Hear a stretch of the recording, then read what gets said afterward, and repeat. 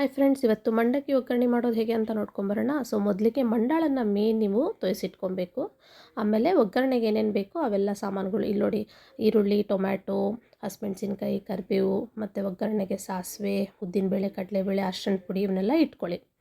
ನಂತರ ಒಂದು ಬಾಣಲೆಯಲ್ಲಿ ಎಣ್ಣೆ ಹಾಕ್ಕೊಳ್ಳಿ. ಎಣ್ಣೆಯಲ್ಲಿ ಸಾಸಿವೆ ಹಾಕ್ಕೊಳ್ಳಿ.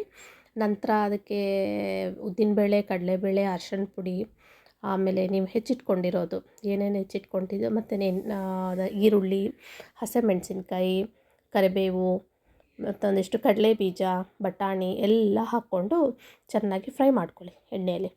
ಸೊ ಒಂದು ಸರ್ತಿ ಫ್ರೈ ಆದಮೇಲೆ ನೆಕ್ಸ್ಟ್ ಅದಕ್ಕೆ ಒಂಚೂರು ಹಿಂಗೆ ಹಾಕ್ಕೊಳ್ಳಿ. ಹಿಂಗೆ ಹಾಕ್ಕೊಂಡ್ರೆ ತುಂಬ ಒಳ್ಳೆ ಟೇಸ್ಟ್ ಕೊಡುತ್ತೆ ಫ್ರೆಂಡ್ಸ್ ಮಂಡಕ್ಕಿ ಒಗ್ಗರಣೆಗೆ. ಆಮೇಲೆ ಟೊಮ್ಯಾಟೊ ಇರುತ್ತಲ್ವ, ನೀವೇನು ಟೊಮ್ಯಾಟೊ ಹೆಚ್ಕೊಂಡಿರ್ತೀರಲ್ಲ ಅದನ್ನು ಹಾಕ್ಕೊಳ್ಳಿ, ಬಟಾಣಿ ಹಾಕ್ಕೊಳ್ಳಿ. ಸೊ ಇಲ್ಲಿ ಟೊಮ್ಯಾಟೊ ಫುಲ್ ಸಾಫ್ಟ್ ಆಗೋ ತನಕ ಒಂಚೂರು ನೀವು ಒಗ್ಗರಣೆನ ಬಾಡಿಸ್ಕೋಬೇಕಾಗತ್ತೆ. ಅದು ಇದು ಆಗಲಾರ್ದಂಗೆ ಹೊತ್ತಲಾರ್ದಂಗೆ ನೋಡ್ಕೊಳ್ಳಿ. ಲಾಸ್ಟಿಗೆ ಉಪ್ಪು ಹಾಕ್ಕೊಂಡ್ಬಿಟ್ಟು ಸೊ ಅದು ಸಾಫ್ಟ್ ಆದಮೇಲೆ ನೀವೇನು ತೋಯಿಸಿಟ್ಕೊಂಡಿರ್ತೀರಲ್ವ ಮಂಡಕ್ಕಿನ, ಸೊ ಅದನ್ನು ನೀವು ಬಾಣಲೆಗೆ ಹಾಕ್ಕೊಂಡ್ಬಿಡಿ. ಸೊ ಈಗ ಬಾಣಲೆಯಲ್ಲಿ ಹಾಕ್ಕೊಂಡು ಚೆನ್ನಾಗಿ ಕಲಿಸ್ಕೋಬೇಕು ಅದನ್ನು. ಸೊ ಅದನ್ನು ಕಲಿಸ್ಕೊಂಡಾದಮೇಲೆ ಈಗ ಲಾಸ್ಟ್ ಮೇನ್ ಇಂಗ್ರೀಡಿಯೆಂಟ್ ಇದೆ ಮಂಡಕ್ಕಿ ಒಗ್ಗರಣೆಗೆ. ಅದು ಏನು ಅಂದರೆ ಸೊ ಕಡಲೆ ಹಿಟ್ಟು.